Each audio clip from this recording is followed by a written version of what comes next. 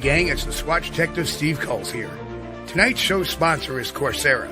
If you're looking to level up your skills or explore a new field, Coursera has you covered. With more than 7,000 courses from top universities and companies, you can learn anything from data science to business, even psychology, at your own pace. Whether you're aiming to advance your career or just learning for fun, Coursera is the place to be. And the best part?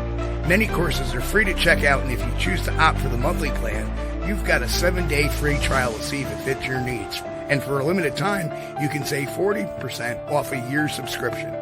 Follow the link in the show description to start your new education today. Welcome to Squatch-D where the truth is first before all else. Join your hosts, veteran investigator, TV personality, and author Steve Kulls, and from the Kentucky Bigfoot Research Project and the Kentucky Fried Fixes channel, Chris Bennett. Sit back and prepare to take yourself on a journey with the longest-running Bigfoot podcast, Squatch-D. Here are your hosts, Steve and Chris.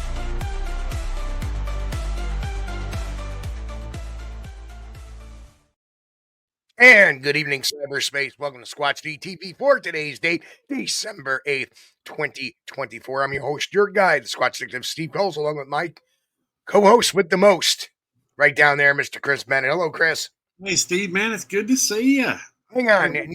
I'm getting a knock at the door. It's the office assistant because he was off. Well, let him in. Come on. Yeah, come on in here.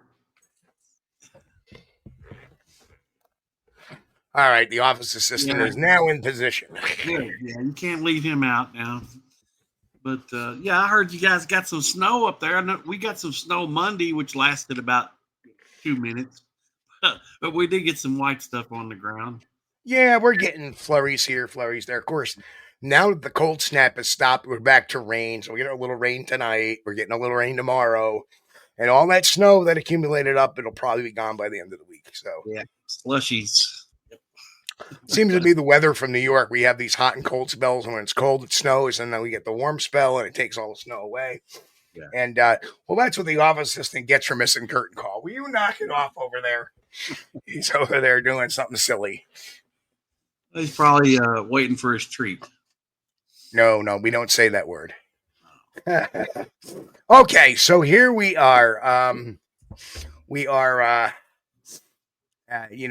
Just a couple of weeks away from Christmas, 2.5 weeks, and it's Christmas. Yeah, I'm just now getting over Thanksgiving, and pretty soon we're going to be having another turkey coming up for Christmas.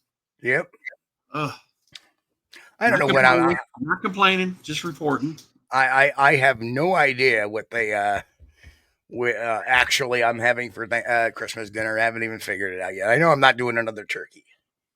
Well, 69 cents a pound, dude. I'm going to eat that turkey. Nothing says Yuletide like a Christmas pizza. Yeah, that's good too.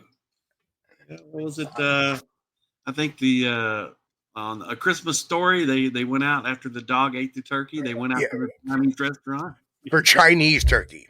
Yeah, it's smiling at me. Classic. Yeah, the duck. I remember that. Oh my God, that's such a good movie. Anyway, let's get to roll call. We got a lot to cover tonight, and boy, this is going to be a sizzler tonight. Wow, the chat is hopping. Look at all those people. Hey, guys. Good to see you. And here we go. Okay, first in tonight was Relic Hominin, who said, have a great show. Great topic, by the way. It's getting very hard to know who to trust out there. In the world of Bigfooter. Walter Kroll next in. Happy Sunday. What? You missed Pat Collins. Pat Collins was up there. Oh, there he is. Yes, there is Pat Collins. He was the first in. Yeah, that's right. Don't want to shortchange Pat there. So then we have Sharon. Hello, and she'll be checking us out tomorrow. Pete H. Good to see you, Pete. Mitch Hargrove. Good to see you, brother. Karen Fisher. Hello. I don't know who YouTube user is. Well, hello. Welcome. Sandra Piper. Hello. Jen, what's going on? And of course, Baron is probably hiding around her too.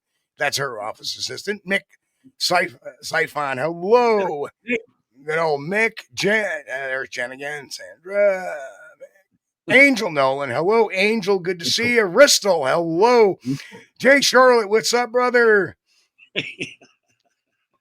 Danny Weeks, what's going on?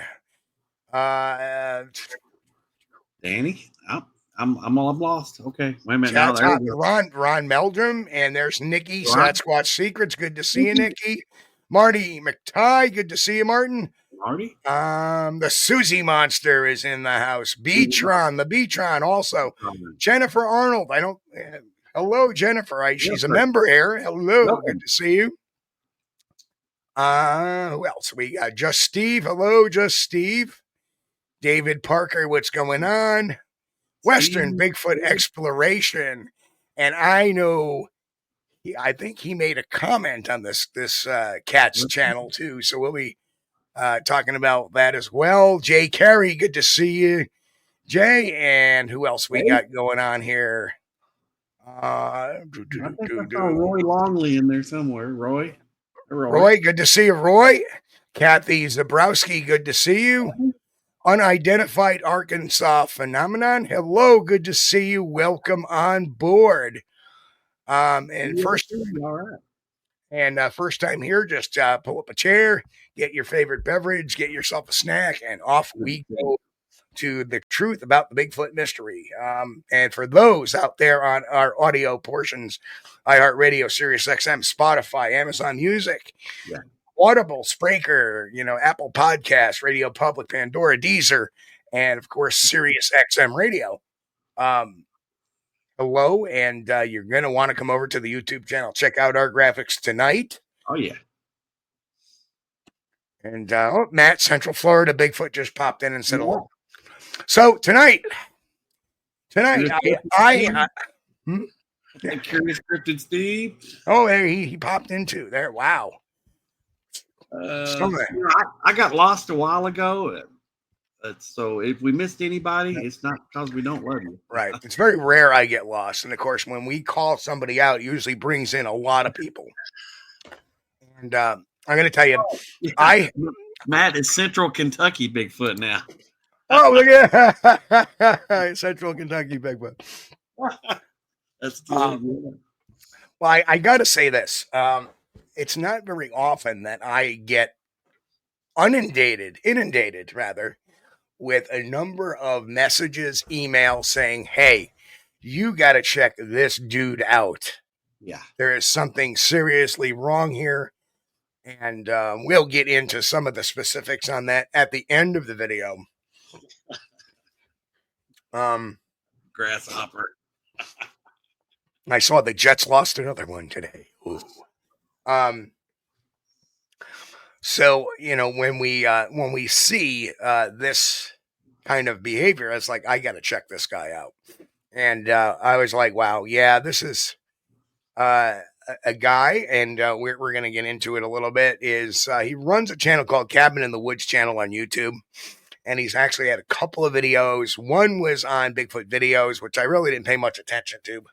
The second one, though, is the one that people are, clamoring about. It's titled Bigfoot Proof, Undeniable DNA, Mainstream Science Ignored.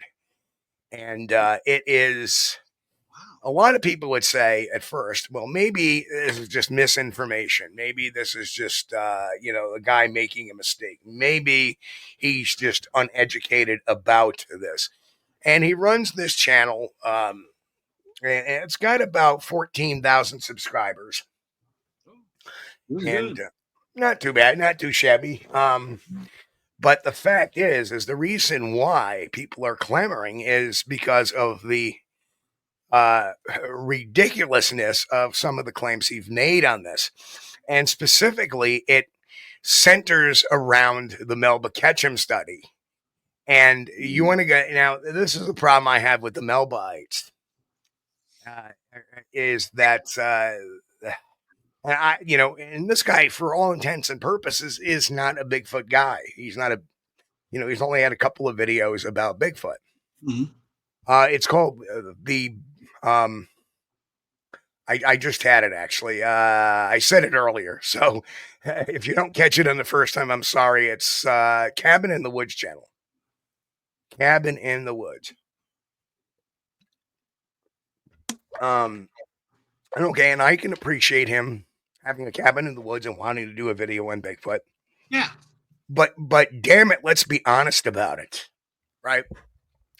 All right, and I get that. Okay, so defenders of him will say, well, Steve, geez, the guy isn't a Bigfoot guy. Give him a little bit of slack. Give him a little bit of slack. He's, he may just be misunderstanding some things. I don't think this is the case at all in this particular matter. And like I said, he centers this around the Melba Ketchum DNA study and a few other things as well. He tries to the Scott Nelson. I think he alludes to Scott Nelson a bit. And Chris, you've had an opportunity to watch this video, and let me just ask you this: do you think he is intentionally lying, or do you think he's just being ignorant? Well, I don't know. It's a lot of exaggerations from a lot of people. A lot of these statements that were supposedly made weren't made. And so that's difficult to believe that that's a mistake.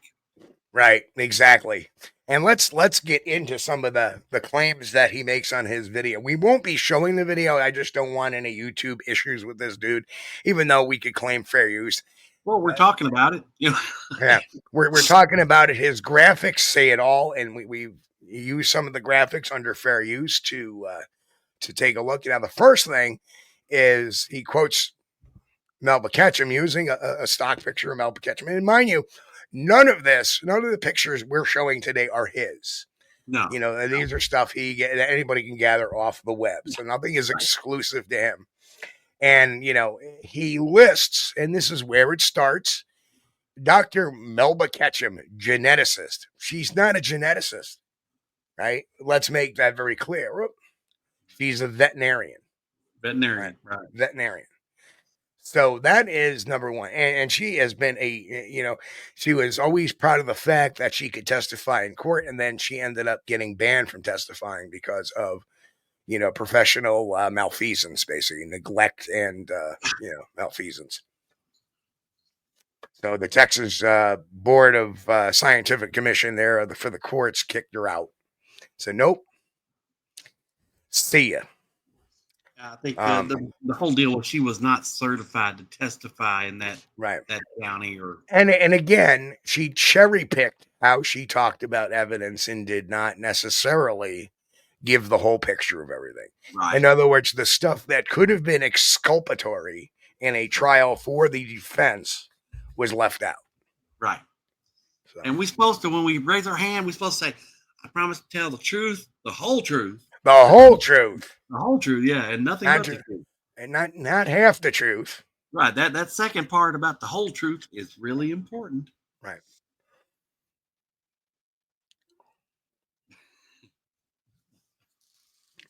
All right, here we go. So he makes this quote about Dr. Haskell Hart. And it says, while the journal's origins raise questions, the mitochondrial DNA results in the study appear to be scientifically valid. And that's true. He's a scientist with genetic experience. Excuse me.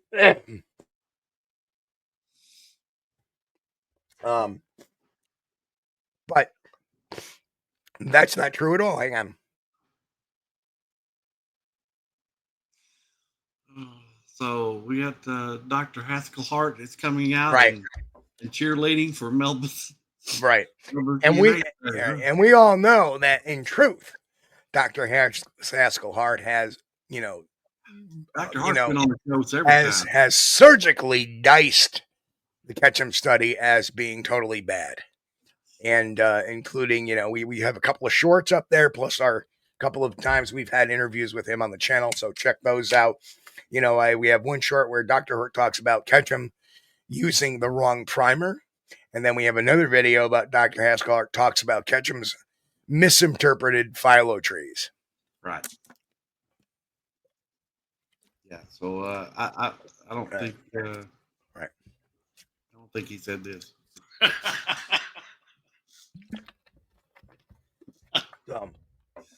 I don't know. Oh, if you're here in the chat, Dr. Hart, let us know. So YouTube users asked us, still no on Scott Nelson, even though that's kind of an off-topic question. And the answer to that is no. You cannot have any scientific outlay just using one sample. He used samples from one source. Now, if he says, oh, and I've looked at this one, and I've looked at this one, and I've looked at that one, and I've looked at that one, and this is what it comes out to be, then I'd be more apt to say, hey, that's interesting. Am I saying it's junk? No, but I'm saying it's not valid scientifically because it only has one source for the material. You need to have multiple sources. Let's be realists. Listen, nobody in the room here wants Bigfoot to be validated more than I do. Let me make that very clear, right? I would love somebody, but we always have these people that make a big to-do and they fall short of the goal line. In Melba's instant, she moved the goalpost a little bit to try to say, oh, well, we've set out what we've done. By buying your own journal, et cetera, et cetera. Yeah, that's not what you set out to do, right? So, you settled. So when you settle, then that invalidates any kind of scientific, adherence out there. So again, still no on Scott Nelson's theories, based upon that he's only using one source for his theories. You got to have multiple sources, right? The evaluation of just the Sierra Sounds alone is not enough to do that. Nothing against Scott Nelson in that particular. I don't think he's falsifying anything. I think he truly believes they have a language, but in order to prove it, you need more sources. That's simple as that. Yeah, need more audio samples of that language. So take my comments on the Scott Nelson analysis, which, by the way, I did include in what would Sasquatch do, right? I didn't ever rule it out. But I'm saying it's not good enough. So take it as constructive criticism, not as bashing. So take it at that. But getting back to obviously Haskell Hart definitely did not say this. So definitely a lie. Now he's got a quote on Dr. Jeff Meldrum. Data presented in the Ketchum study demands further investigation. It cannot be dismissed outright simply because of the unconventional publication method. Don't recall Dr. Meldrum ever saying that. In fact, I think Dr. Meldrum actually kind of raised an eyebrow to that, right? And then again, Dr. Jeff Meldrum, was critical of Melba Ketchum DNA study, like the many of the scientific community questioned the methodology and findings of the study, which claimed Bigfoot was a hybrid of humans. Meldrum pointed out many key concerns, such as the lack of transparency in Ketchum's peer review process, which was conducted through a journal she herself acquired. So there, he said that completely opposite to what this statement is saying here, right? Right. So there is another hit. Yeah, that's those two don't match up, do they? Right. No, not at all. Complete opposites. Right. And you know what? This is web research here, and below that is some chowderhead claiming that this comment was made that we've already seen in the previous one was not true. All right. So we're getting there. We're getting there. And the last one we saved for last is going to outright show our evidence tonight. So then we have the level of sequencing and the attention to proper chain of custody protocols in this study were remarkable. Repeated anomalies in the nuclear DNA cannot simply be dismissed as contaminated or Dr. Irina Scott, scientist, and in parentheses he puts genetics. Wrong! She's a veterinarian, and I spelled veterinarian wrong because I was in a hurry. Yep, she's a vet. Yep. American author and physiologist. She received a BS from Ohio State University, an MS from the university, not a PhD from the University of Maryland in the Department of Veterinarian Medicine. Right? So she is another veterinarian, but I doubt very much she even said this at this point. I don't think so either, because the only thing I've seen about Dr. Irina Scott was that she's been on a lot of UFO podcasts, Mm-hmm. and she talks about the UFOs and alien abductions and things like that. She may have been on a Bigfoot podcast at one time, though. I'm not saying she hasn't. Right. He's definitely not a geneticist. Another quote from Igor Burtsev. Protocols described in the study demonstrate a high level of care consistent with forensic DNA analysis standards. The result deserves a more serious consideration, not dismissal based on speculative contamination claims. Well, number one, Igor is Russian, so that does Gesundheit. Oh my goodness, Chris is having an episode here. Well, I'm willing to believe that he did say this. I'm willing to believe that. Yeah, I don't recall. But even so, I think his the finesse, right? Number one, he's Russian, so he doesn't speak English very well. He does not speak English very well. Right. Correct? Yes. And this sounds very elaborate for an English comment, unless he made it in Russian. It was trans. But let's take a look. This is the same Igor Burtsev that got a phone call from Bigfoot. Yes. The same Igor Burtsev that said, here are pictures of Grisha, the Russian Bigfoot, driving a car and driving a tractor. Driving a car and a tractor, yes. Right. And not to mention, he is not Dr. Igor Burtsev. He only has a master's in anthropology, not a PhD. So he's not a doctor. Okay. And cryptozoologist, that's a self-anointed title. Yeah. Right. So why is that even there? Well, like it bears some weight. Oh, and cryptozoologist. Well, he may have said this, and I firmly would believe he would say something like that. Maybe not that eloquent, but the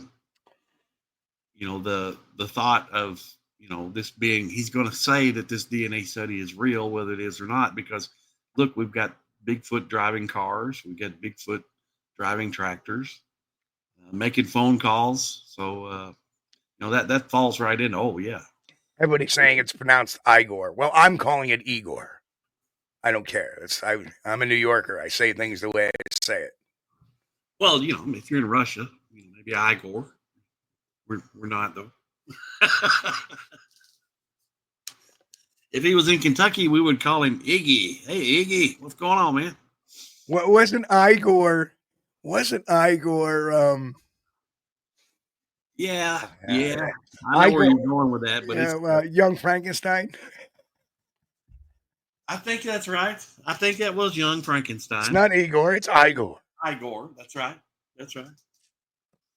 Yep. So that's why everybody's saying that Igor. He has Bigfoot on speed dial. It took me a second to get that. I mean, it's pronounced Igor. Sounds like Young Frankenstein. Oh, it is. Never mind. Yes, Young Frankenstein. That's right. Sorry, it was a busy work week this week. I worked 6 days and I worked overtime and I worked a double. And so I'm a little slow today. Yeah, if he comes to Kentucky, I'm going to call him Iggy. Hey, Iggy, what's going on, man? That's right. Just Steve says, I'm a cryptozoologist. Hey, we're all cryptozoologists. I anoint thee, cryptozoologists. Yes. But, it's...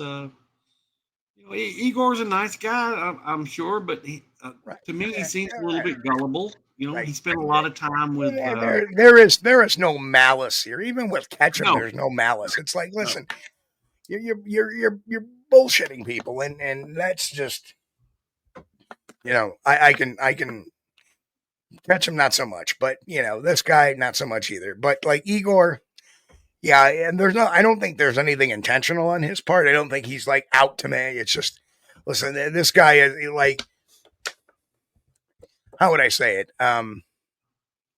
It's like, well, back in the day when Sylvia Brown was still alive, that psychic that got called out so many times, they were like, well, I'm not getting into my house because Sylvia Brown told me not to. I would start questioning, your kind of rationale. You know what I mean?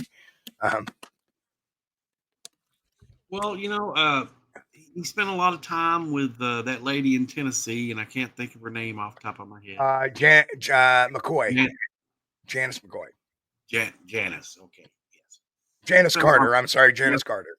Janice Carter. He spent a lot of time with her, and yet, admittedly, he never saw any of the Bigfoot creatures. But he believes her. He was still convinced. Yes, he was still convinced. So, as a scientist, you can tell his scientific method is right out the window there because, as a scientist, it'd be like, I wouldn't believe, I believe her. I wouldn't say that and go on to talk about, how Sasquatch were doing stuff on the property when he's never seen any advice of it. Right. As a scientist, that's where I leave it. Listen, I believe her, but we didn't see any evidence of anything like that. And I would leave it at that. As a scientist, right. As a scientist, you've got to be from Missouri. Show me. Oh, the Howler just showed up in chat. And Grasshopper as well. We want to acknowledge Grasshopper. Grasshopper. And the Tackle Tactician. Hey, Tack. Representing. Good to see the part of the Kentucky crew in here.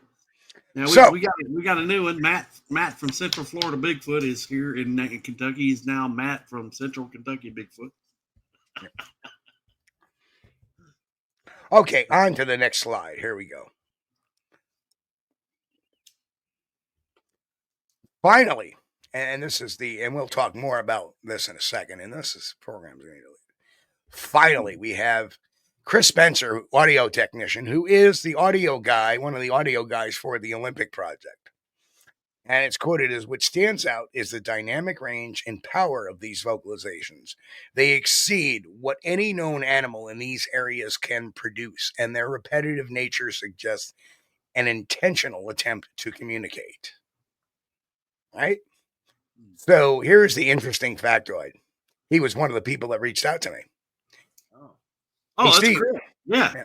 Hey, Steve, saw you were doing a show on the Cabin in the Woods guy. He blatantly lied about me reviewing audio. I never reviewed, then made up a quote I never said. Not sure if you were aware of it. Oh. And he did call him out right on his channel. And there's the comment right there.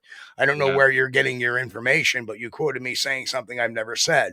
Around the 14:55 minute mark, you play an audio clip I said for years was a coyote warning location call. Then you quote me saying something I didn't say. WTF. Yeah. Of course, there's been no response to that as well. And was it another comment also deleted? Yes. There's another gentleman who was making some comments like, listen, you're misquoting people. And he deleted that comment. It's very apparent this guy is a liar. Oh, obviously there it is. There is your proof right there. The guy is lying right blatantly. And that pisses me off. To be blunt, I'm sorry for the abrupt language and the non-scientific language. Yeah, absolutely, Jen. Go right ahead.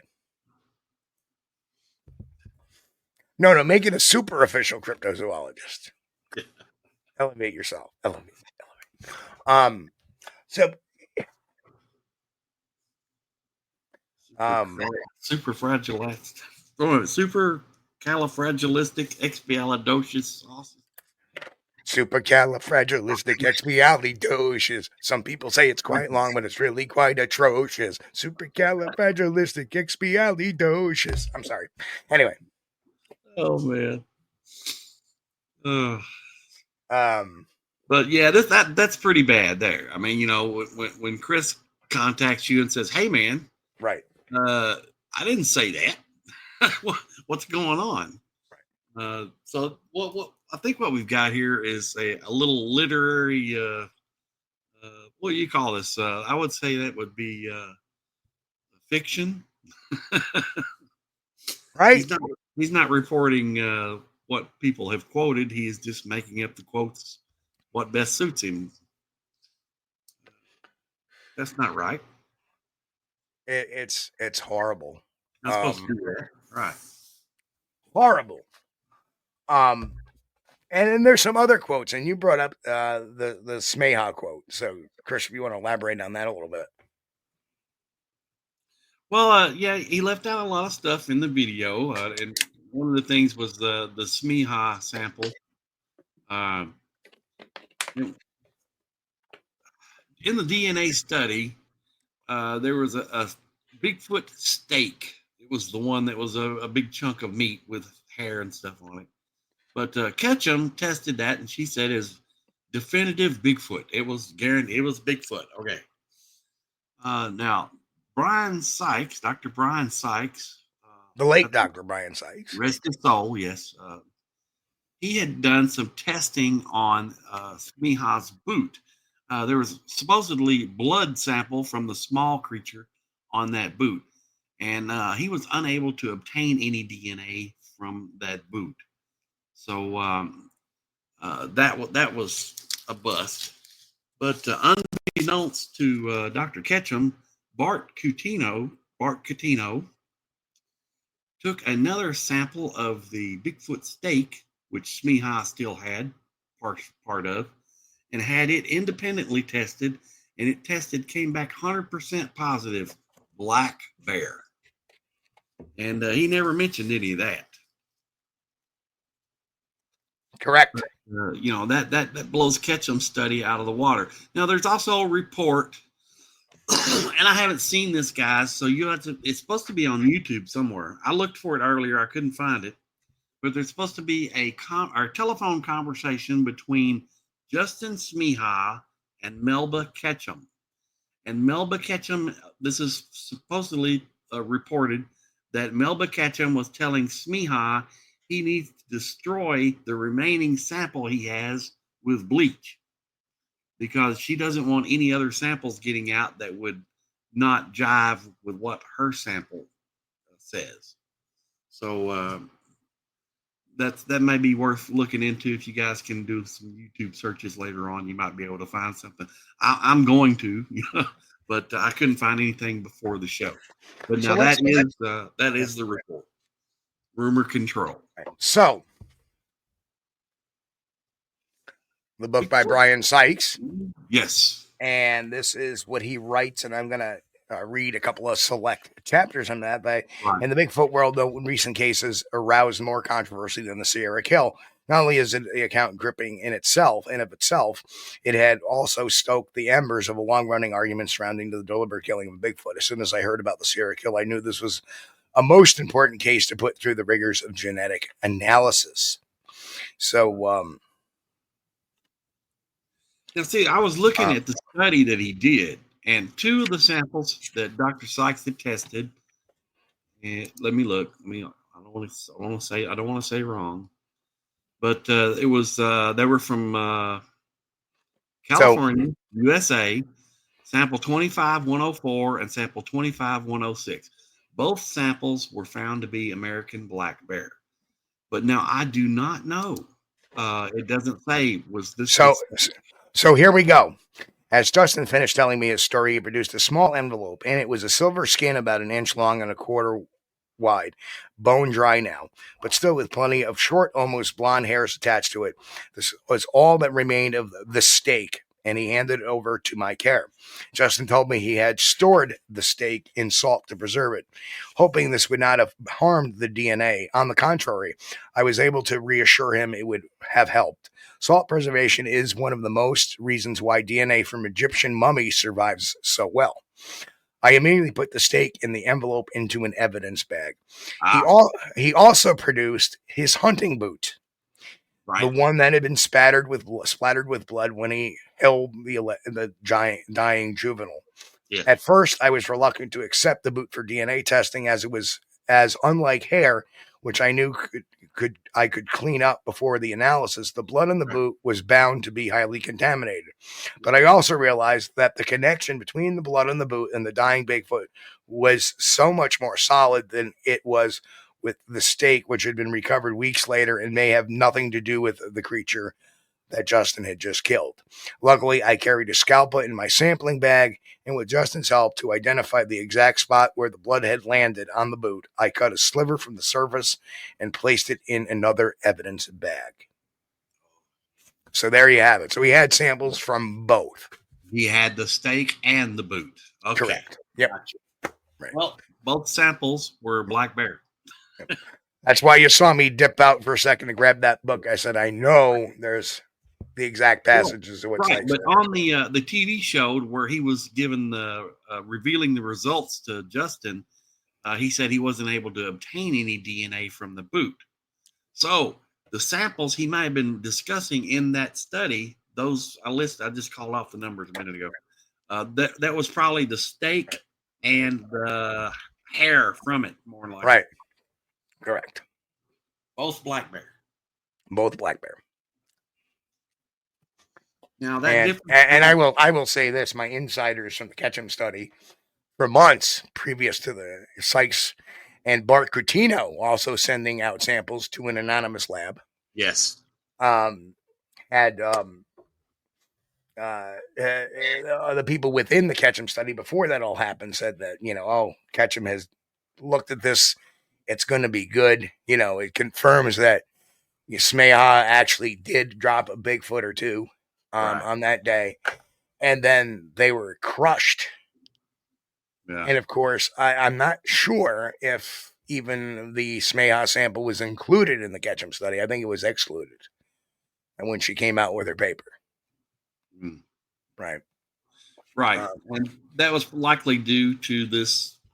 Well, Smiha called her out, said she's a liar. Right. Which kind of leads me to suspect, and there's a lot of controversy over Smiha, whether or not he was telling the truth or not. Probably not, but it's kind of really bizarre because why would he send out a secondary sample to say, hey, Ketchum's not getting me my results. I want this tested by somebody else. Right? So it's kind of weird that, if you look at, there's a lot of contradictions within the Smiha case. There are some inconsistencies in the stories he told. Right. But I look at it that way, that when he first told the story, it was a much watered down story. Actually, the horrific way it actually happened.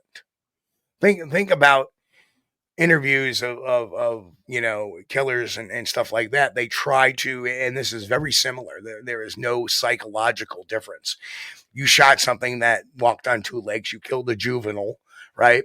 Your propensity for not telling the entire truth at first, right, becomes, so is his inconsistent stories due to it being an outright hoax? I don't think so. And that's my own opinion, because you water it down.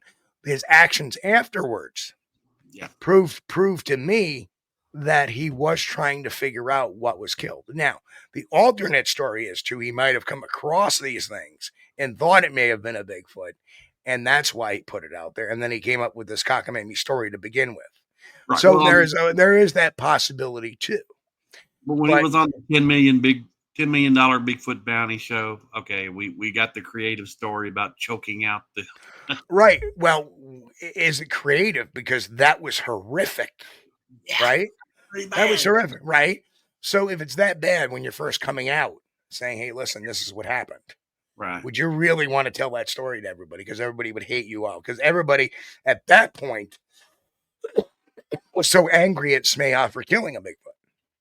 Yeah. Right? So I'm going to water this down. I'm not going to talk about choking out the juvenile.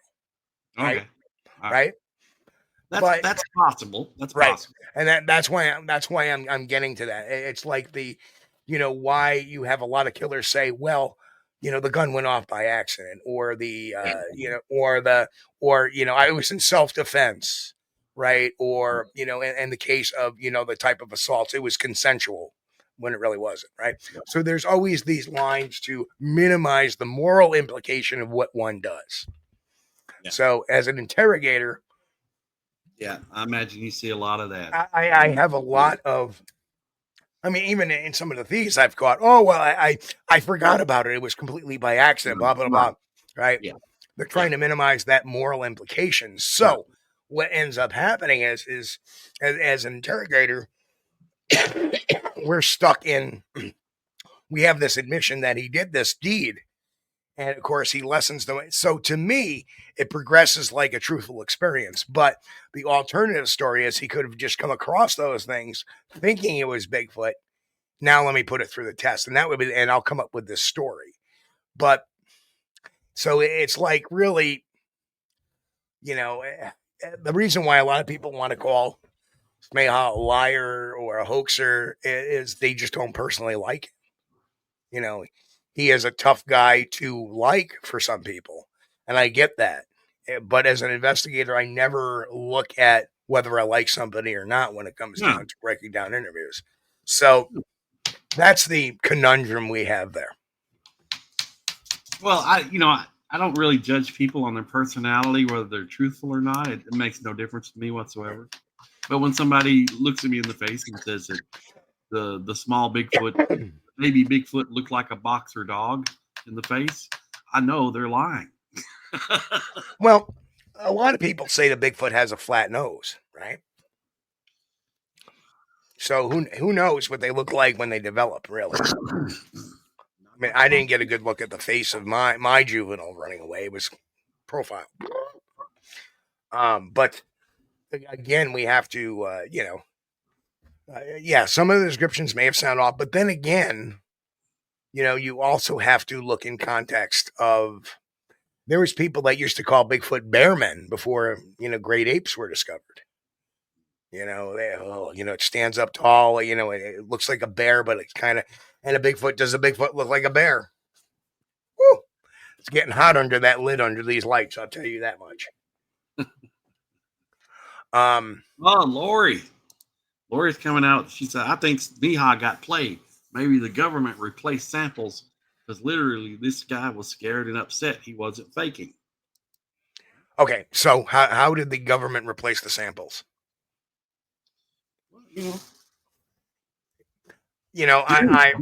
Government. Listen, I'm not one to believe in government conspiracies. That when it comes to Bigfoot, because there's no national security interest in it. Yep. Okay. Conspiracy theory number 1. They could have flown in those dead Bigfoot bodies from Mount St. Helens and swapped those out with bears. Right. Possible. No, I don't think Smiha got played at all. He was there. He had blood on the boot. It's possible a ranger found the Bigfoot bodies and replaced them with with black bears. Right. And again, Western Bigfoot Exploration said Sykes couldn't extract DNA from the boot. He just told Dustin, So you know what? And people have squawked about the credibility and the accuracy of lie detector tests because they're not always 100% accurate. But he did take a lie detector test too. He did left. He left and went back, and I think he was gone for like two weeks or something. What was that? Was it 2 weeks? I think it was 2 weeks. Yeah, but here's the thing: if the government, why would they replace it with bare bones? They would just take it. Yeah, more likely. There's no evidence to suggest that. So, Lori, I appreciate the idea. It's an idea, but it's out in left field because there's no evidence to support any of that. So I stick to the evidence. And, Smiha himself never suggested that the government replaced it. I doubt they would have just took the bones. And so they came back and found nothing, right? Yeah. And then again, if the government showed up, they would have to be pretty sure to get every single bone too. Because we're talking about a corpse. We're not talking about just one. And that kind of leads me to suspect that the actual carcass itself was predated on and got scattered. Yes. Otherwise, there would have been a lot more than just a few little bone samples or a steak or anything like that. But, at the time, though, I think there was snow in the area. They had to dig. So, Pancho Zorch, let me ask you a question. What national security risk does a Bigfoot make? What's the national security risk on a Bigfoot? I don't know. If anything. Now, if you ask me, if you ask me, does the government intentionally ignore Bigfoot reports? Do they play it down intentionally? Do they wipe up tracks too intentionally? Absolutely. You know why? Because they don't want people like Smiha running around in their national parks with guns. Yeah. Right? Yeah. That's what I think happened with that police officer in the trail and that dash cam footage. The sheriff came out a few days later and says, oh, well, I talked to the kids. Now, it was college kids with a suit, but he never provided a picture of the suit. He never provided any names or addresses of the people that were responsible for it. And there was no police investigation actually done, no police report actually done. Right. So that was just a case of, I don't want these crazy people with guns running around my county. Because that's when we look at the legend of Boggy Creek, for example. You know, remember the big scene with all the hunters and the guns and the dogs and everything? And that's what every rural sheriff thinks is going to happen if somebody sees a Bigfoot in their county. That's what a lot of the ignorant, like there are park rangers that will say, yeah, you know, we had a Bigfoot sighting over here or over here or over there. There are state officials around the country that work in fish and game that say, yeah, we've had a Bigfoot sighting here and there. And then there's opposite. So I think it depends on their supervisors and what they want them to do with that. Right. So I don't think a lot of times in the state parks and national parks. And Pancho, I love you, brother, but that is not an argument to what you just said. You know, it covers up what issue? You know, if you're not going to be specific, you know, that's part of the problem we have with the Bigfoot community. You know, if you have something to say, then say it, but have some reason for saying it. Well, you know, not just an opinion. Let's have some facts. Let's have some. That's a fact. That's a fact. The government does cover up things. Agreed. Like they did cover up Roswell, and we're going to say that's not. But Roswell, not a lesser issue. Yes, I know, but we're talking about they lied, admittedly, to the American public. They lied. They said that it was a weather balloon, when in fact, even if it was, when in fact it was Project Mogul, which was considerably more than a weather balloon. Okay, right. So they did lie to the American public. What they showed in the office down there was not what was recovered at the crash site. So they did lie. Now, that doesn't mean that UFOs or a UFO or alien bodies was recovered. Doesn't mean that. But what it does mean for a fact is we know the U.S. government did lie to the American people.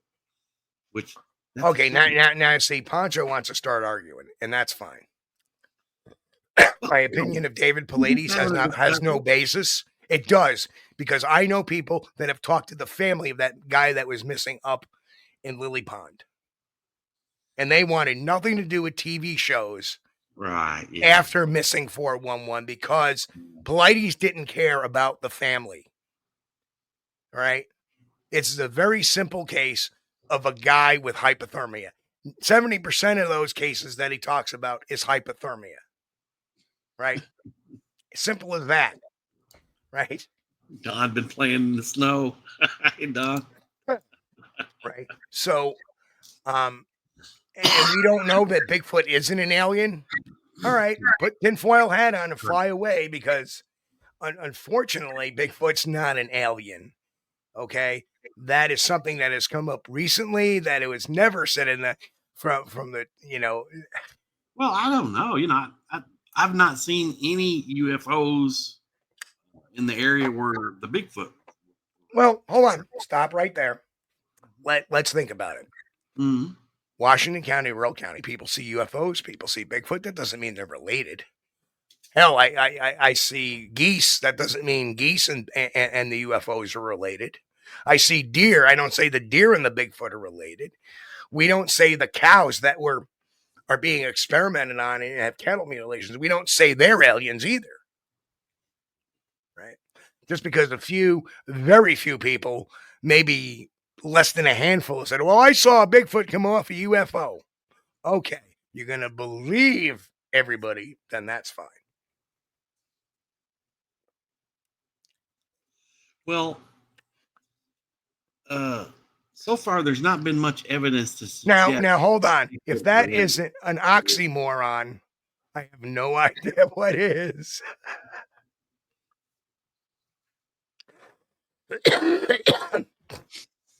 Oh, that's good. But no, we appreciate you, Poncho. Don't get me wrong, but you guys are surely entitled to believe what you want to believe, but don't try to preach it here to me, because a lot of it is hogwash. Like I said, I've been around a long time. I've been doing this for 4 decades now. Well, I like the UFO stuff. That's good too, but I don't think it's related to Bigfoot. I've not seen anything that would relate to two. Right. Exactly. And again, we've talked about the reason why, a species without breeding. I mean, come on, let's face it. Why would a superior species drop a naked being in a plant with parasites and chiggers and ticks and fleas and mosquitoes and black flies and poison ivy, poison sumac? It's like War of the Worlds. Thorn bushes. The native bacteria would pretty much work them over. It wouldn't take long. It's like War of the Worlds. Right. Okay. And my knock is not on Polites personally. It's I see that and I see, take all these little, he has all these little factors. Well, you put in this factor and that factor. He tried to make this guy that disappeared in Schuylerville no more than 5 miles from me. He tried to make that out as part of a missing 411 case. And the very simple case is that he went missing. He is suspected to be a victim of a homicide because he was a local politician for the longest time. So when you're a politician for a while, you can tick some people off, as we just saw tragically in New York City this week with the CEO of United Healthcare getting assassinated. Right? So,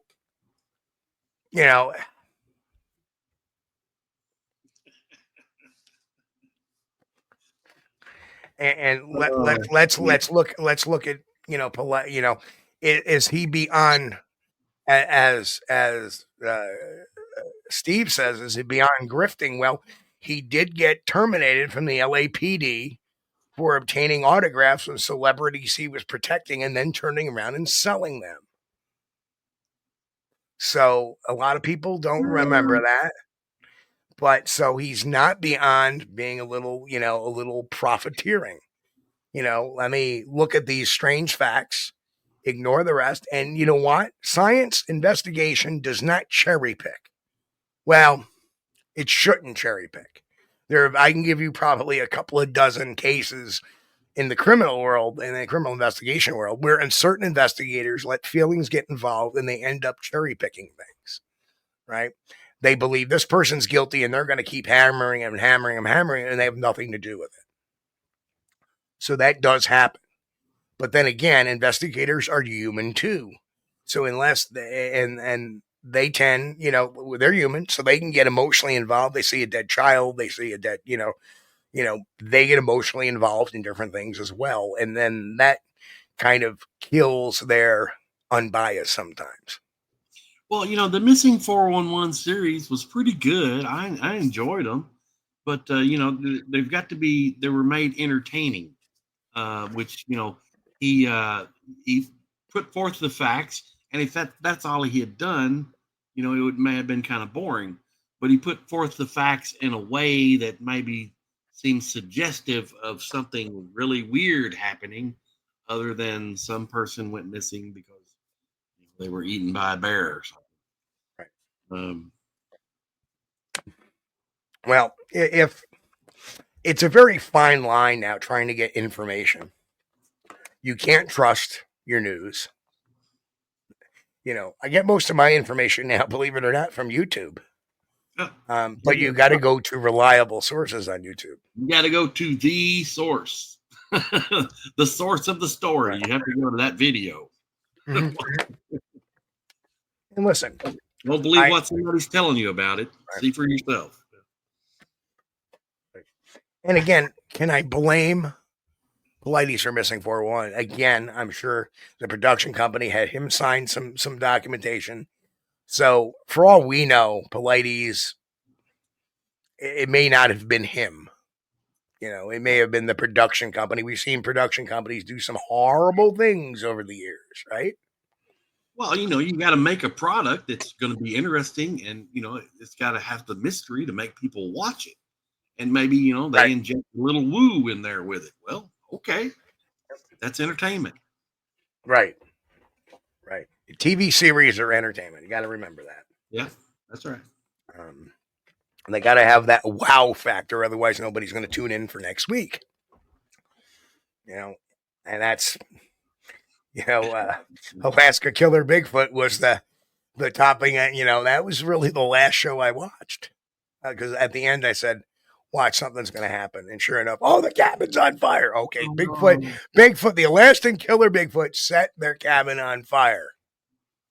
Well, those and with that, I turned the page and I said, "No more of these, crap shows." Well, okay, because you can't.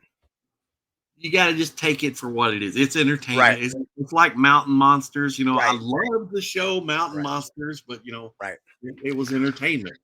Right. But getting back to this dude, this is exactly what he's doing. He's using that formula. I'm going to lie about this, lie about that, lie about this. I don't care if I'm misquoting people. I want to get my narrative out and make a very interesting story. Yeah. Right. But where he crosses that line is when he takes real people and lies about them, right? Yeah.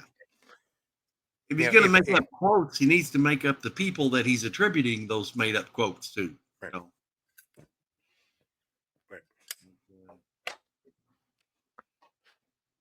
Dr. Jim Viederhosen says that Bigfoot is definitely real because, because it knocked on my door and asked me for garlic. If you're going to make up the quote, you got to make up the people too. Don't attribute a made up quote. And we've seen that happen too. The Russian killer Yeti. Yeah. Remember that documentary, right? Yeah, that's pretty Another case of blatant outright lying, bringing in these actors to pose as doctors, putting out a phony picture, which is now circulating amongst the uneducated, saying, "Oh, look, this Dyatlov Pass. That was definitely a Bigfoot, Russia, a Bigfoot that killed everybody. Look, there's the picture they came out with. No, that picture was created for the TV show, for crying out loud. Rascals made up a fake photo. Hey, she MC. See, now we got some of the lurkers. Yep, that's right. Oh man, those guys. But it draws people and it gets viewers when they do stuff like that. Right. Just like when they had the Bigfoot has been captured video or documentary. What was it? Bigfoot trapped, or we trapped Bigfoot. And I was getting captured Bigfoot. Captured Bigfoot, yeah. I was getting phone calls while that was on. They got him, Chris. They got him. Turn the TV on. It's channel so and so. They got him. I'm like, no.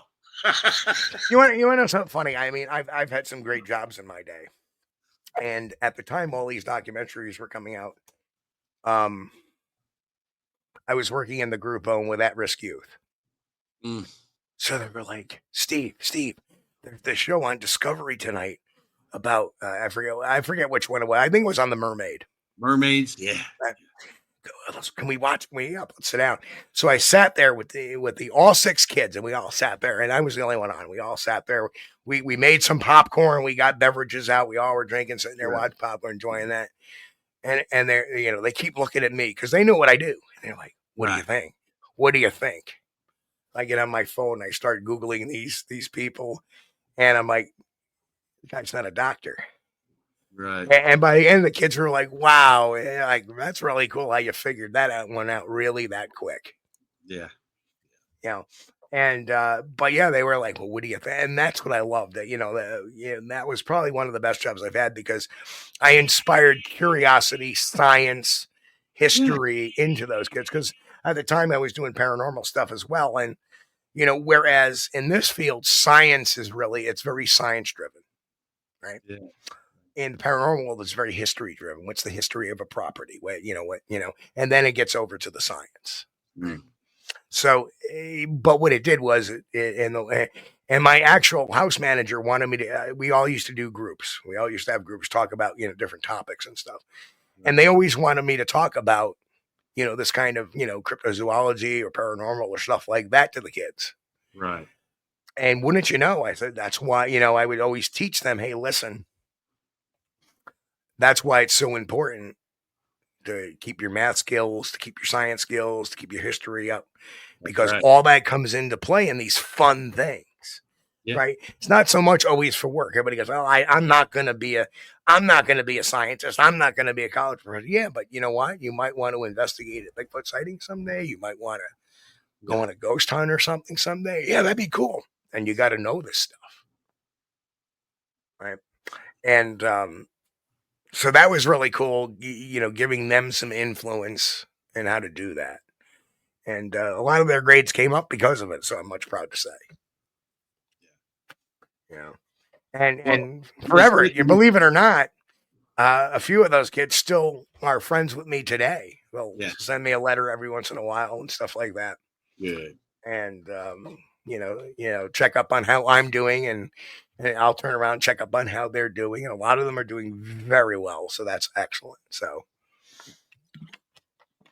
but, well, I think it's good that they found something they were interested in, and it's actually something that they could help, learn. Science is a good subject. I mean, we need more kids interested in science. Yeah, and luckily I was, I had a little bit of influences that there's more to the world than just being a rap star or a mechanic or whatever other.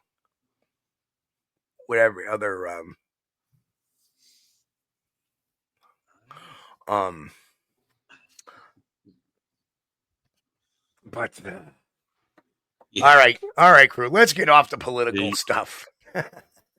Yep, no politics. No politics.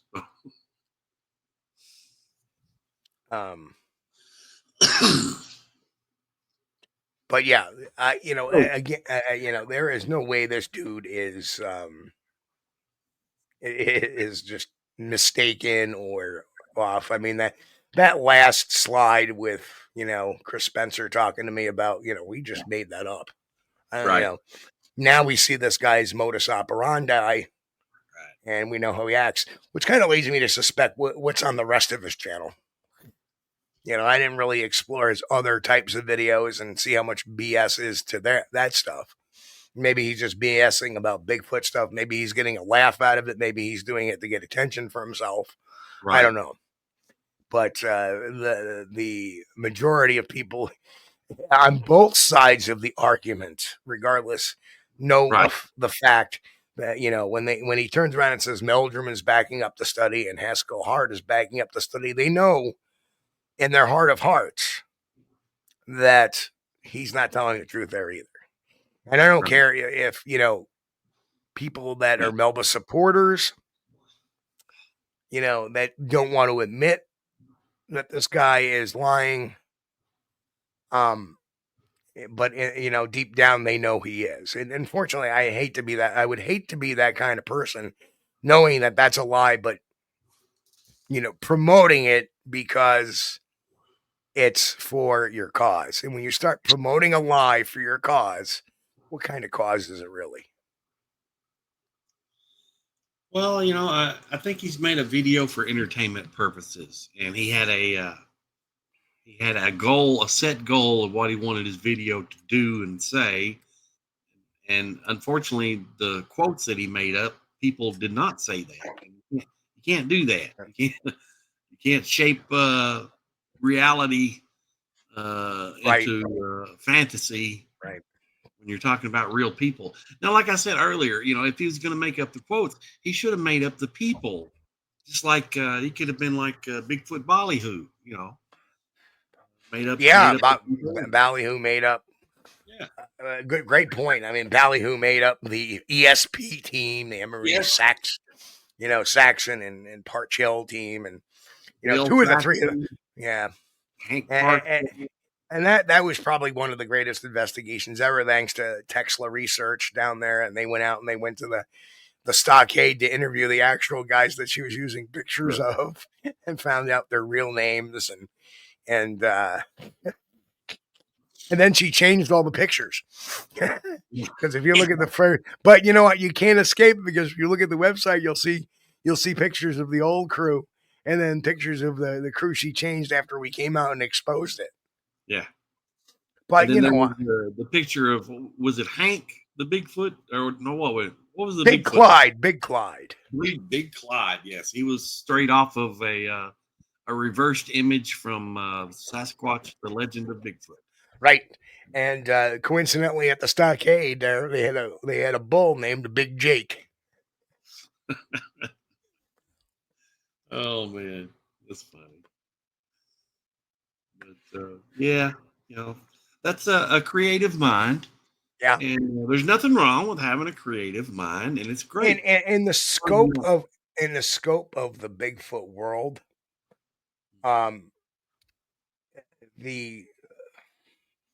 it wasn't a big deal when she originally came out, but I'm glad we laid the groundwork for that, because many years later she came out with the Miller doc.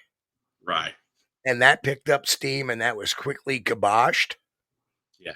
By just, finding out the two loggers that supposedly had done this, finding out the real doctor involved. He wasn't even a doctor; he was a forester, right. And actually, right. And that was some great work that I did with that young lady out in the Kitsap Peninsula in Washington there, right. Who had kind of found the right guy, but she wasn't sure, and I kind of clarified that for her, and I started putting everything together in a dossier. And sometimes, there's different levels of investigations. I mean, even when, I work for companies doing insurance investigations, we had analysts, and they would data scour, and they would send us the data. It was our job to take that data, say, hey, I think I found something here. And I would take it. And what you would do is take that computer data and match it along with your real-time boots on the ground type of investigation and data. And then you can develop a dossier. A lot of people think that investigators solve crimes.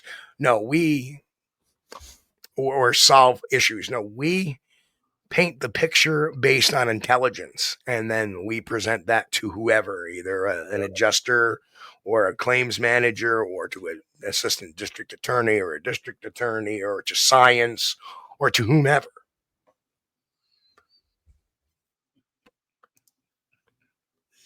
Lori said, okay, Granny's going to make her own Bigfoot show on YouTube. Amen. I'll watch it. I don't know if Lori can actually see. There's Tanner Squatch back there. And make sure he's always in the shot with me. Oh yeah. So don't ask me. I'm not wearing my glasses. Yeah. Reading glasses are getting to be a necessity anymore. Yep.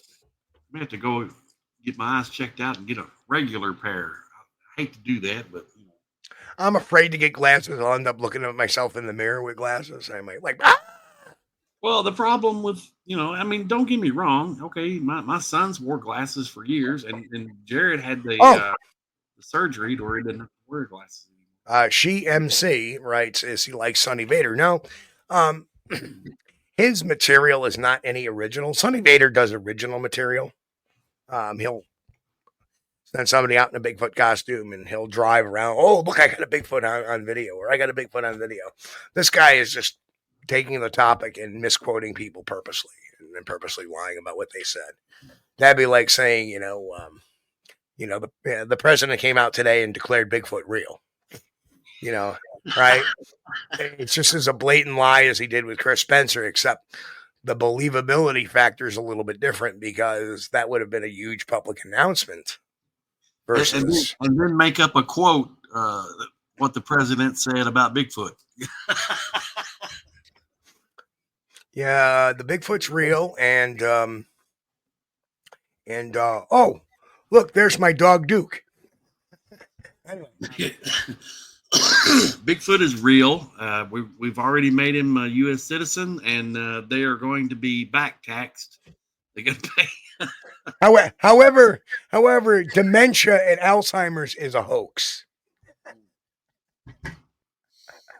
Anyway. Whoop. Hey guys. Nope. Denied. Nope. Denied. No, not going there. Not going. Okay, do I have any? Jennifer Arnold, thanks for the comment. She asked, and hello, Jennifer. Do you have any thoughts on the study being done by Darby Orcutt at North Carolina State? Well, I think it's a real good. We've had Dr. Darby Orcutt on the show, and his background as a scientist is an organizational scientist. Yes. So he is collecting the samples in the prescribed manner that a geneticist has instructed him to do such. And depending on the types of evidence, depends on, if he needs to get a forensic scientist involved versus just a geneticist versus, and then once that DNA comes out, then it may go to an anthropologist and another geneticist and a primatologist, kind of to look at the data if one should come up. I think, since it's sponsored by a college, and since it's free, I think that leaves a lot of the biases out of the thing, and it'd be very interesting to see. It'd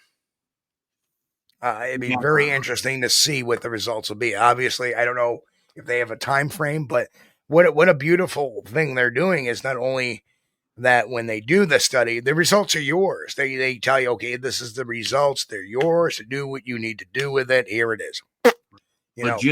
Legitimate samples sent to be tested, and if it's Bigfoot, hey, you win. And the beautiful thing about that is that there's no end goal. There's no goal to it other than just determining what these pieces of DNA are, and then we'll figure it out from there. It's simple science, and I've always said that about the Ketchum study, that it was a project where the evidence was crafted to base a hypothesis, not the other way around. Yeah. The evidence is crafted to base your hypotheses on, not the other way around. I think that's fair.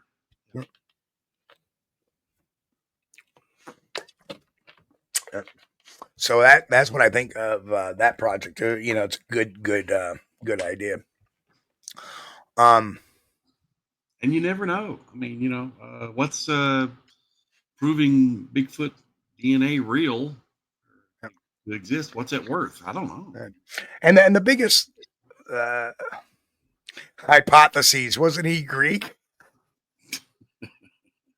Yes, he created the hypothecary. Anyway, I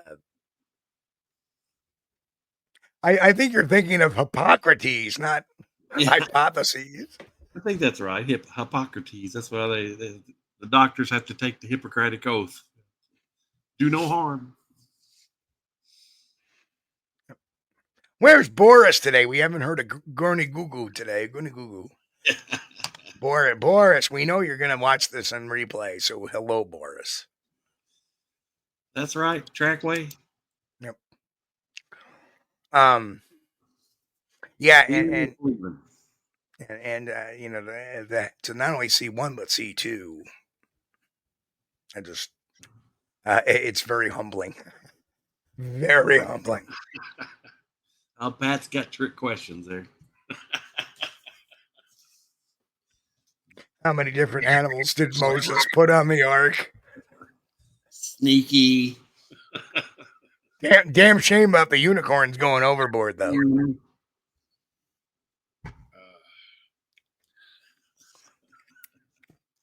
Oh, Lori's got him. Oh, man. But very interesting, all this, where it comes in. And, like I said, this is probably one of the more deep thinking shows we've had in a while. After we got done with this, the discussions we've had are just been phenomenal. There haven't been any great videos that have come out this year per se. And I did know that Phil Poling, thank you, Lori. Oh, Lori. Thank you. We appreciate that. $2 super sticker from Lori Gibbs. Thank you, Lori.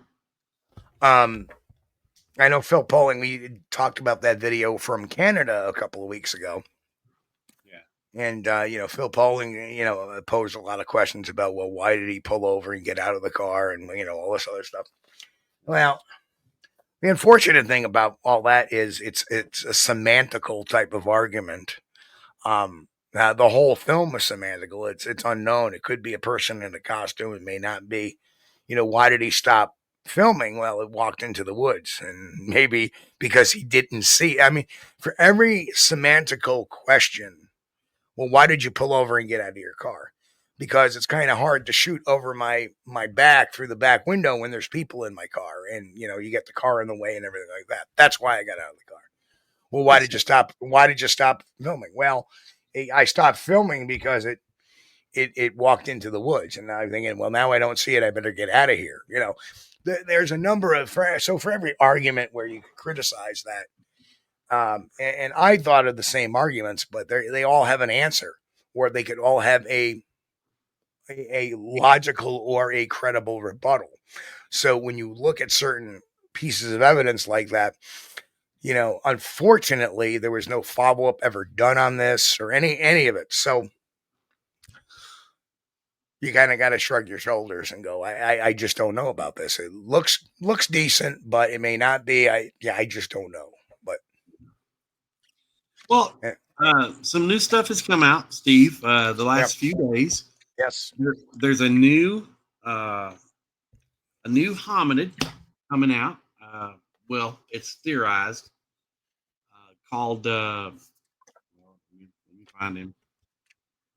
Now, this has come from the Chinese Academy of Sciences and the University of Hawaii. Suggests there may be a new species called Homo juliensis. And this is going, I think that breaks down to be the large head people or something. Right. So, hold on. Poncho Zor said, now I'm back. I just cannot take one event from a person's life and use that as a basis to discount that person. Bigfoot researchers are the reason there's so much division. No, wrong, Poncho. The reason why there's so much division in the Bigfoot research is because nobody's adhering to a set of guidelines. Nobody is going through a specific process, either scientific, investigatory, or anything like that. That's the problem. So when I see somebody trying to say these stick breaks are all Bigfoot when there's no other Bigfoot evidence, there's an issue with that, right? And am I taking one event from a person's life? No. That's about motive. I'm talking about facts. Facts is that every single case that I've looked at Pilates, like the guy from Colorado that started taking his clothes off, from the guy at Lily Pond, from the missing guy in Schuylerville, New York, which are the three cases I'm talking about. Two are cases of hypothermia. One is a case of potentially homicide. Maybe he had a heart attack out in the wood line or something like that and dropped. They never found him too. There's a lot of more credible explanations than he was just disappeared. Because what will end up happening is 20, 30 years later, people will find him. And the basis of hypothermia, I have a little bit of background in that since I was trained in ice rescue, which, a whole day was dedicated to hypothermia, its behaviors, its reactions, and how it acts. So I'm not speaking out of turn here. I'm speaking like, that's hypothermia. I don't care what Pilates says. That's hypothermia. That's what I'm getting on that. But as far as Bigfoot researchers being divided, it's because there's no process. When you have division, that's why you go to a specific investigatory division. They train you how they want their investigations done, so everybody's on the same page every single time. When you start deviating from that, that's when mistakes happen, and that's when problems happen, right? Well, there's a lot of people believe different things. I don't understand why people can't change. I have no idea what has to do with any argument here. Well, you have some people that believe differently than other. Like I would say, Steve and I are both pretty much in the biological camp. We think Bigfoot is a living, breathing, biological creature, just like any other animal or primate on the planet. Right. And there are some people that tend to believe that Bigfoot is a spirit or some kind of fourth dimensional thing that or whatever. And the problem is why are researchers divided? Do you think that's a Bigfoot problem? It's a world problem. Yeah. Every community you go to, there are people that are divided. Yeah. Right.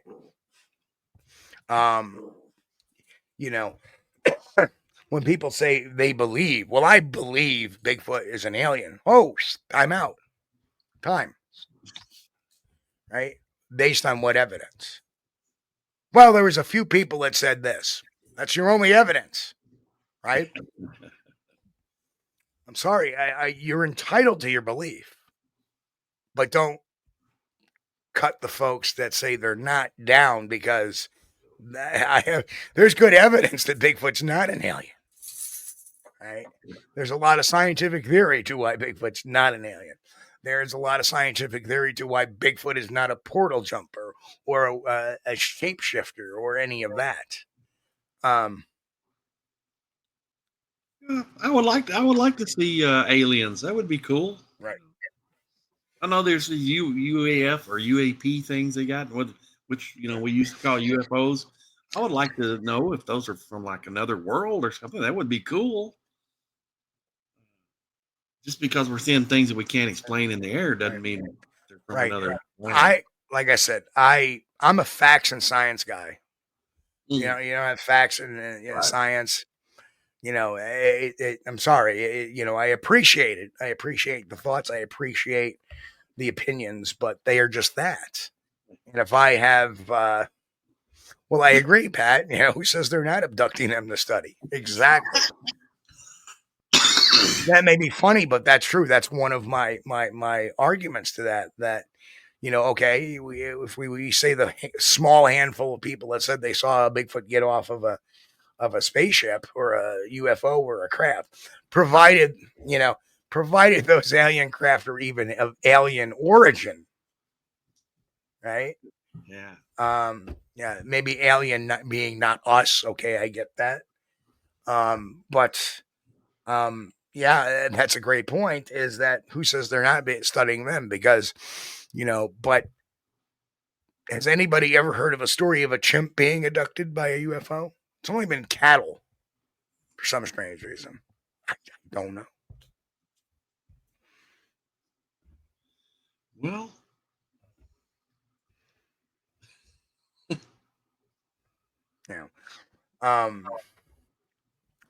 do I believe people have had experiences that they can't explain as a result of seeing a Sasquatch? Yeah. A lot happens. PTSD, post-traumatic regression, the mind not cataloging something to cause all those. Yeah, absolutely. Read the psychology of Bigfoot. You'll understand the science behind that. And it goes into it quite deeply, does it not, Chris? Yeah, it's pretty detailed on the subject, and really detailed on the brain, which parts of the brain cause different things. But just seeing a Bigfoot, it does different things to different people. Yep. Because you're viewing something that is not supposed to exist, and then what does your mind do when you see something that is not supposed to exist? Well, it's trying to relate it to something else. And if it can't relate it to something else, it might just blank out totally. That's why, maybe some of the reports where the people say, I saw it and then it just disappeared.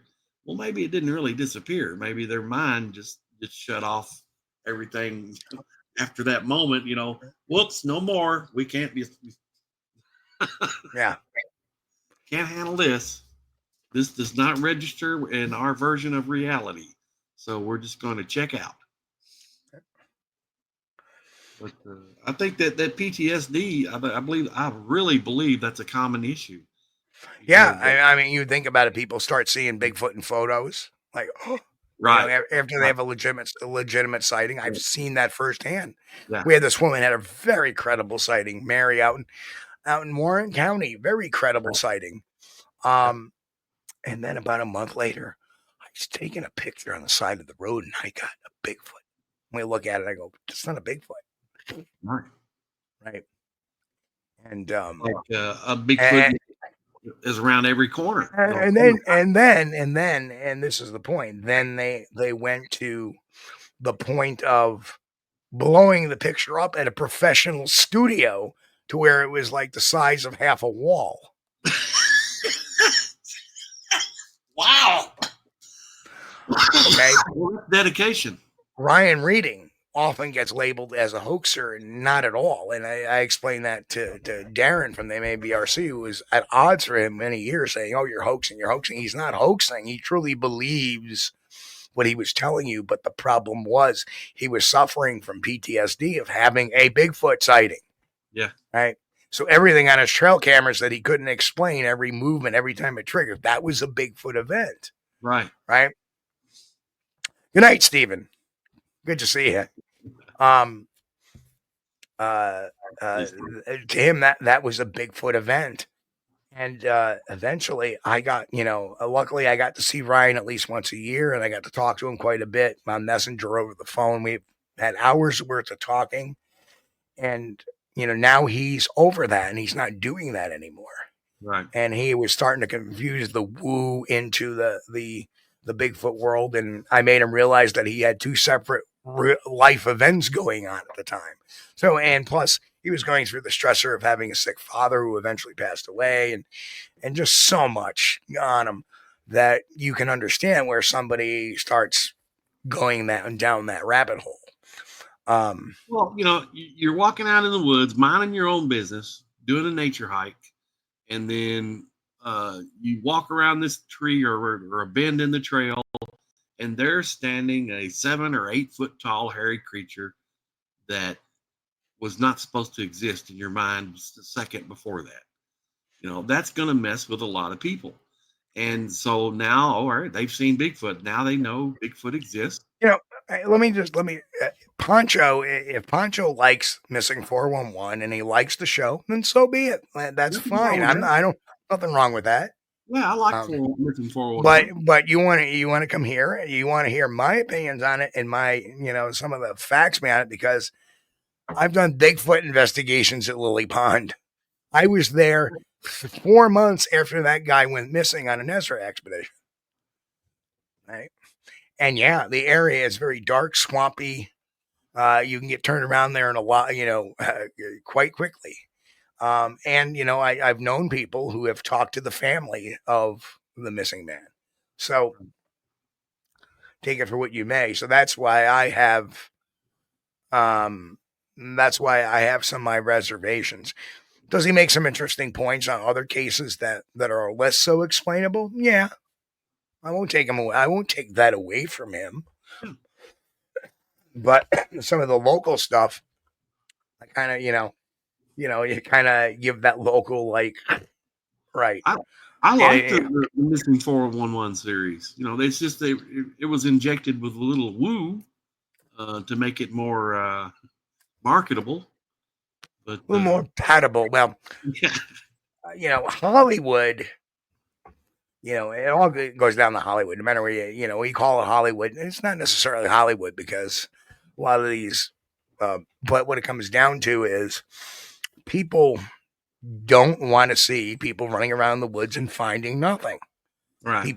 People don't want to see people debunking things. I've learned that very true quickly too. Exactly. Right. In my own NatGeo special, The Truth Behind the Loch Ness Monster, I debunked a photo this guy brought. I actually, and you can look at my old blog about it. It's called The Preston Photo. Yep. I recreated that photo. It was a reflection of the sun off a copper roof from across the pond.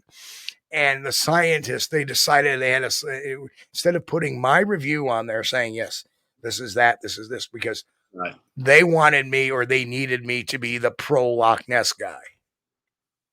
Even though what I said on the show wasn't really pro Loch Ness, it was kind of like, well, we need to do more research on this, basically. It was pro private investigative work. Right. That's what it was. Right. You debunked it. But them showing that would not have been, would not have furthered the watchability of the program. So they wanted to change it up a little bit and add something different in there. Which, you got to be creative. You got to make something that's watchable. Which that was great, man. I loved it. I loved NatGeo Special Loch Ness. That was great. Yeah, one of my all-time but favorites. the ending is what got me a little torqued about it. And I understood why they did it, and they explained to me why they did it. But they had this scientist come on and say, "Well, I don't see any reason why there would be a reflection from the sun." That's because Preston's photo, he's zoomed in on it a little bit to keep that house out of frame. Yes, of course, right. You don't want to see that house behind it. Yeah, trackway. Finding the trackway. It says squatching is actually very boring. Well, 99.9% of the time, yes. Maybe even more. Maybe, yeah. Yeah, maybe even more than that, because you're out in the woods. 99.95. Yeah, you're walking around and, you don't see any new evidence. You don't see a Bigfoot around the next bend.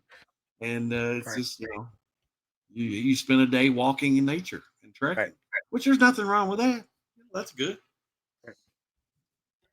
But you're not going to find, that's why a lot of the YouTube channels, and I'm not going to mention any names, but those guys have a new Bigfoot. Tessa just showed up. Hello, the Bat Mom. How are you? Bat Mom. Yeah, those guys that have a new Bigfoot video every day. Right. I'm not too sure about that. Right. Yeah, go squatching naked won't be boring. I believe there was actually a show called Naked and Afraid that did that. I tell you what, if I was naked, people would be afraid. Well, yeah, that was a. I may have said this before, but when I die, I'm going to donate my body to science fiction. That Naked and Afraid show, yeah, I watched that some. They did a couple episodes in Africa, and I don't remember what country in Africa, but it was where they had lions and stuff, and I would not have been comfortable.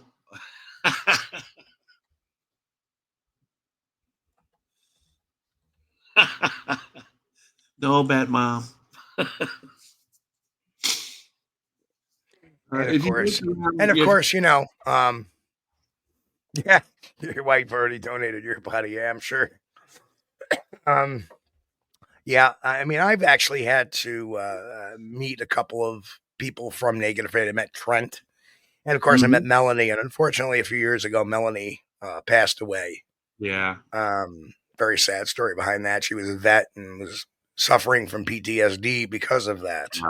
Right. And it haunted her up until, very tragic, very sad.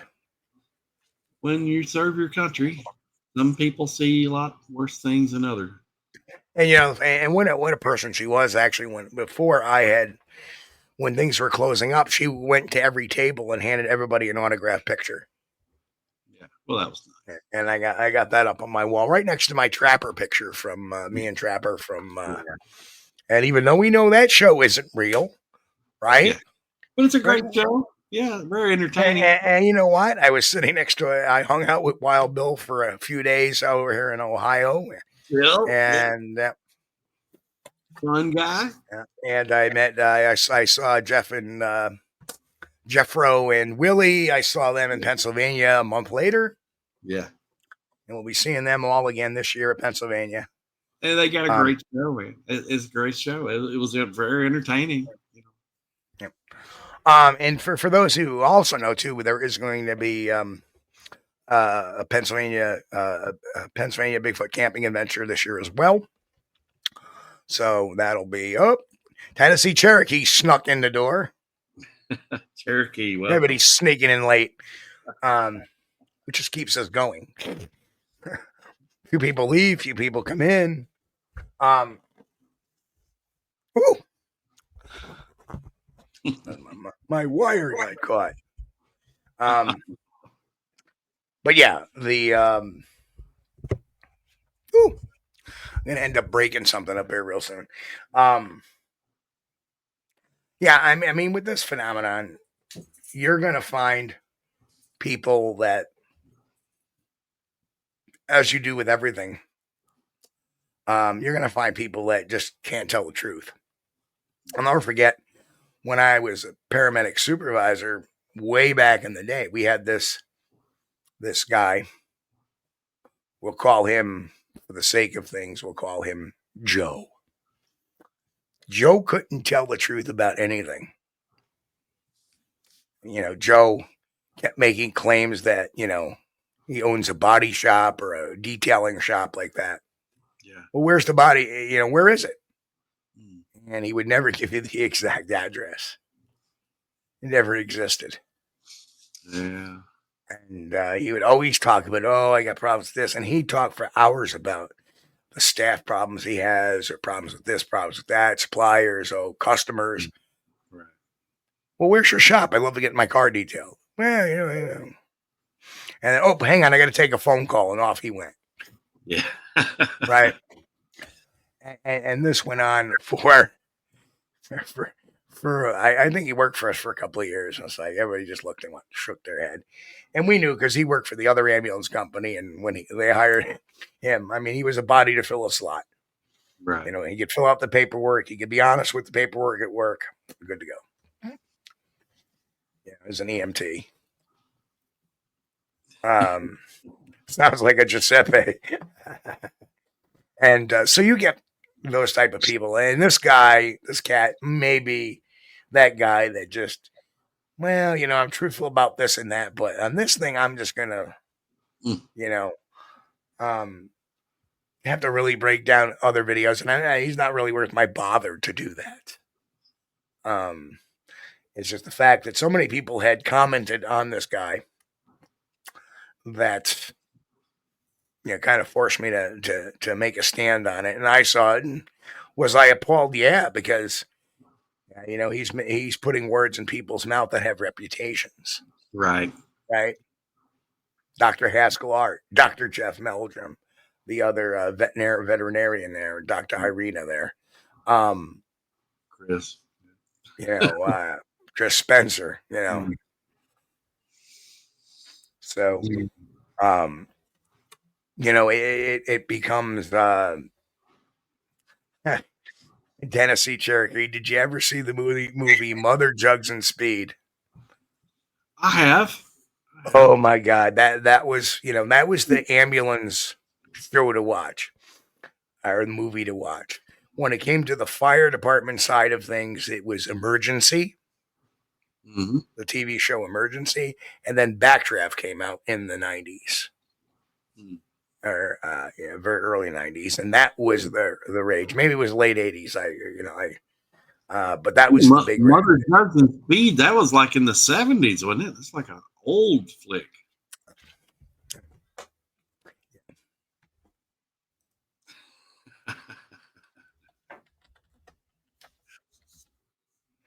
$1976. Mother Jugs and Speed. Yeah. It's been a while. Yep. Well, those were cool drive-in movies, though, back then. Raquel Welch, Harvey Keitel, Bill Cosby, Larry Hagman. Yeah. So those are the big three in there. Oh. Yeah, it's been so long. I might end up watching that tonight. So here we go. It's time. Towards the end of the show, we always tend to get a little off topic. Right. Patrick Collins wrote Adam 12. That's right. Yeah. Martin Milner and Kent McCord were the actors. That I remember. That's how much that show was watched in my neighborhood. Of course, Emergency, Adam 12, and Dragnet were all, what's his name? Jack Webb Productions. That's why a lot of times on Dragnet, you would see the future stars of Emergency or the future characters of Emergency or Adam 12 on there. Which is kind of interesting. I don't know if you ever remember that. Pat says, what was the movie with Clint Eastwood that had a Sasquatch that gave everyone the finger? I think that was Clyde. He was in a ring.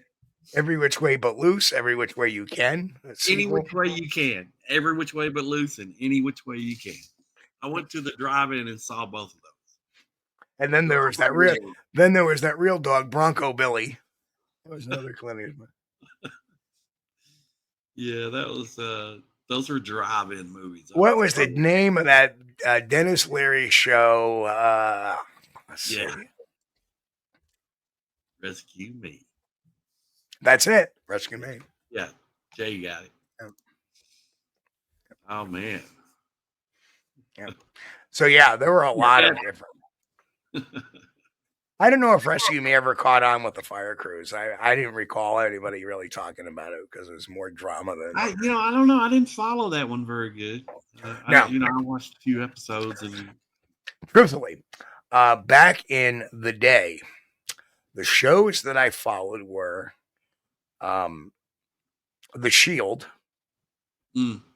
which was an excellent show. The Sopranos. Well, yeah, Battlestar Galactica, the one with James Edward Olmos, that was phenomenal. Oh yeah. Then eventually Sons of Anarchy.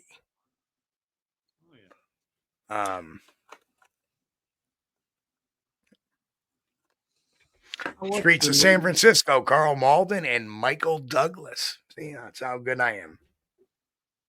Wow. So yeah, little movie trivia timer. Splash, Daryl Hannah, Tom Hanks. Oh yeah. Yeah, somebody just wrote, didn't ask about that movie, but I never watched it. I remember you made a big splash. It's why, splash.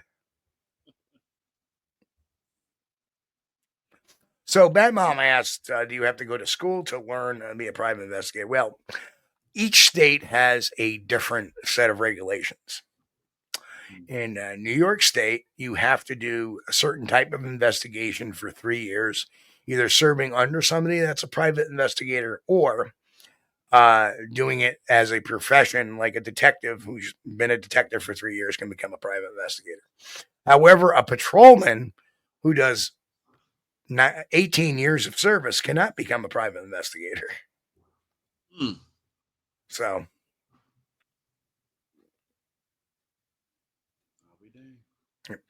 So it depends on your state. Usually I would look at the Department of Licensing, see what the requirements are, but usually college, of course, is not needed. In New York State, you have to have 3 years apprenticeship. You have to come up with a $10,000 bond, which isn't that expensive. It's only a couple $100 for the 2-year term. And then you have to pass a test. And then you have to go through all your background checks and fingerprint and all that. Believe it or not, for a first-time private investigation license, you're talking $25 to take the test. You're talking, in New York State, it's $425 for the license, plus another $89 to be fingerprinted and checked. So it's very expensive in New York. New York is the second most expensive state next to California when it comes to becoming a licensed private investigator. So. Oh, yeah, Mick. Yes, I remember Bigfoot and Wild Boy came on Saturdays. Every Saturday, gonna watch Bigfoot and Wild Boy. Well, Poncho, that's interesting to me. Barbara, Missouri, it's 2,000 hours as an apprentice. Yeah, that's 40 hours a week. It's about a year. Yeah. Yeah, in New York, though, you got to be full-time, 40 hours a week or more, to be for 3 years. Yep.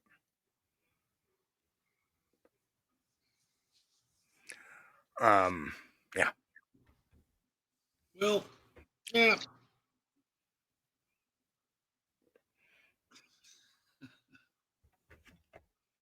Yeah, that's why I don't call it a private eye.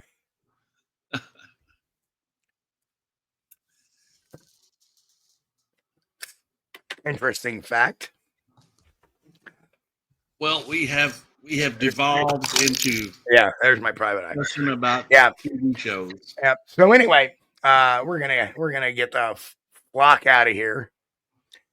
And but I appreciate everybody for coming in tonight. And I gotta say, you know, is what it is with this dude. But buyer beware. Buyer caveat emptor. Buyer beware. For entertainment purposes only, not for informational purposes. Oh, yeah, I wouldn't even say, how can you be entertained by using real people and putting words in their mouth?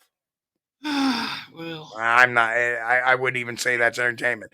People can go to the Isdal channel. I don't care how to hunt. People can go to, you know, Sasquatch Chronicle. They want to be entertained, you know, for stories. People can go to a number of other podcasts. But at least they're not taking, and I'll give them credit, they're not putting words into people's mouths like this dude is. Yeah. So. Grasshopper says Humphrey Bogart was the best private eye. I agree. Maltese Falcon, the best. Yep. Oh, late to the show, John, and we're just wrapping it up, too. Well, hello, John. Good to see you. Yeah, man. We appreciate you coming in. We've been talking about TV shows and movies the last 15 minutes, I guess. I don't know. Well, it's something we all enjoy, you know. Right. It's nice to talk. You know, like I said, this is a Bigfoot show, but we can go off topic and enjoy ourselves. That's what the YouTube community is about. It's about sharing our personal experiences, getting to know us. So now you know some more things about us. What kind of we covered the topic tonight, and now we're talking a little bit with the audience and just getting a little back and forth. And that's what I love, because we got the greatest audience in all of Bigfoot shows, man. So, all right, folks, we will be back Wednesday night this week. We took last Wednesday off. I just wanted to give Chris a little extra few days off, and I was kind of beat too from work. So I figured out what the heck, I need a day off from doing the show. And Chris, I'm sure, appreciated the extra day too. So yeah. And so we will be back here Wednesday night with an hour-long show. Maybe we'll try to talk people, and maybe we'll do the goal thing again. See if some people can talk us into doing a 2-hour show on Wednesday, depending on our topic. So, but all right, folks. Chris, do your thing. I want to thank everybody for joining us tonight. We appreciate you guys hanging out with us, and it's been an honor and a pleasure and a privilege to have you and to be here with you. Great discussion tonight. Thanks, guys. If it's your first time watching, first time in the chat, make sure you hit the like, subscribe, do all that stuff. It doesn't cost anything. And that helps us with the YouTube algorithm. And hey, you guys listen over on a podcast, get over to the YouTube channel. Hey, there's 47, 48 people right now in chat. Please hit the thumbs up on this video on the way out, please. That would much be appreciated. That'll help. And, you guys that listen on the podcast, come on over to the youtube.com/SquatchDTV and check out your vlog channel.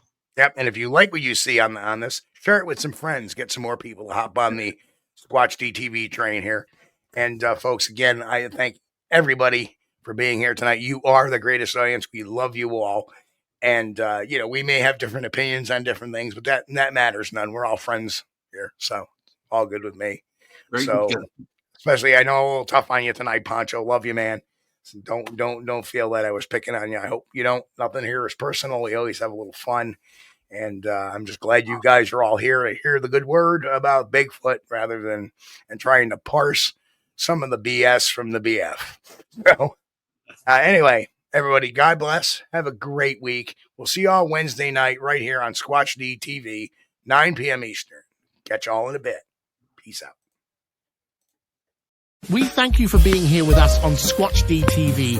If you haven't taken the time yet, please hit that like button and subscribe to the channel. And oh yes, hit that notification bell too. We don't want you to miss anything. If you really like our content, you should consider becoming a member.